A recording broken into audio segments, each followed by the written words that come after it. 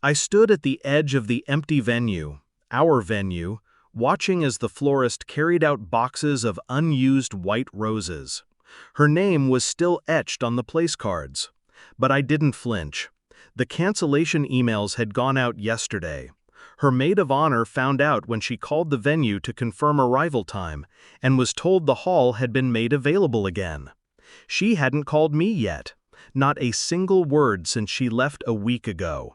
Said she needed space for spiritual clarity. Said her advisor was helping her realign energies. She packed a weekend bag and vanished like a fog that never planned to return. I never asked questions. I never chased her. I just started moving pieces.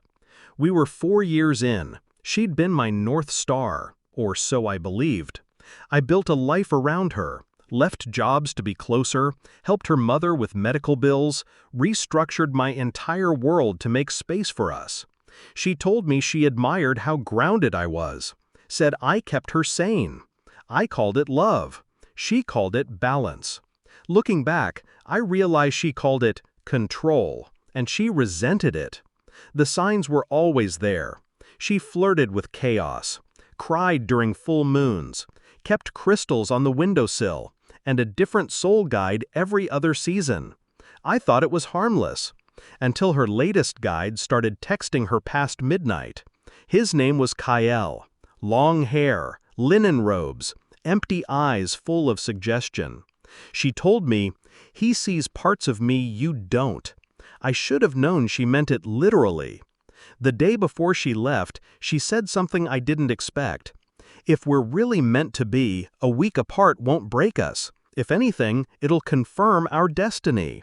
She kissed my forehead like a nurse prepping a corpse, and left. That night I sat alone at the dining table, staring at the RSVP list. 187 guests, paid in full. I didn't sleep, I didn't cry. I poured myself a drink and opened a new spreadsheet. Exit strategy. Day 1, I called the venue, canceled. No refund, but they agreed to clear the date. Day 2, I drafted an email to all guests, told them the wedding was off due to irreconcilable personal differences. Sent it without a second thought. Day 3, I had her ring appraised and sold it. Used the cash to pay off my own private debt. Day 4, removed her as beneficiary from insurance, bank accounts, and will. Day 5, deleted our joint Spotify playlist. Kept the one she never knew I made for someone else years ago. Day 6, unlinked her name from our lease and closed our shared utilities. Day 7, called her father, told him everything. He didn't sound surprised. I didn't block her, just went silent. I wanted her to hear the void, let her call into it and get nothing back but echoes. But she didn't call, she didn't text, until her maid of honor rang her in panic and said, "Why is the wedding off? Why is the venue available again? What happened?" That's when she finally called me. I didn't answer. She sent a single message. "What the hell did you do?" I waited 30 minutes, then typed back, "You said if we were meant to be, we would survive a week apart. We didn't." She came back on day 9, stormed into my apartment like she still had a key. She didn't. The locks had changed. I met her in the hallway. She looked surprised, like she thought I'd be broken, waiting. "Is this a joke?" she hissed. "You wanted a test," I said. "I gave you the results." It wasn't real. I was exploring myself. You know how important this is to me, and I respected that. I gave you the week. I didn't interfere. I just made peace with what I saw. Her voice cracked. "You blindsided me." I stared into her eyes, those same eyes I once wanted to grow old beside. No, I just stopped pretending.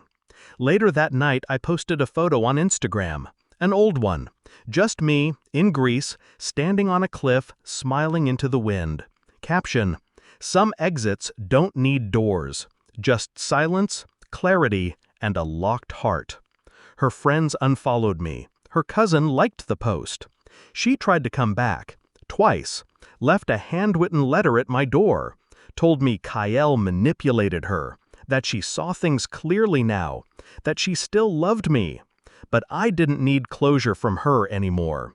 I'd already buried what we had, without a ceremony, without a crowd. Just a quiet, brutal execution of the dream she destroyed. I don't hate her. Hate requires energy. She no longer holds any part of me. I'm not bitter either. Bitterness lingers in people who feel cheated. I don't. I left the table with all my pieces intact. She gambled a sure thing for spiritual roulette. Let her sit with that. Some say revenge is loud. Mine was paperwork, silence, and one perfect cancellation email.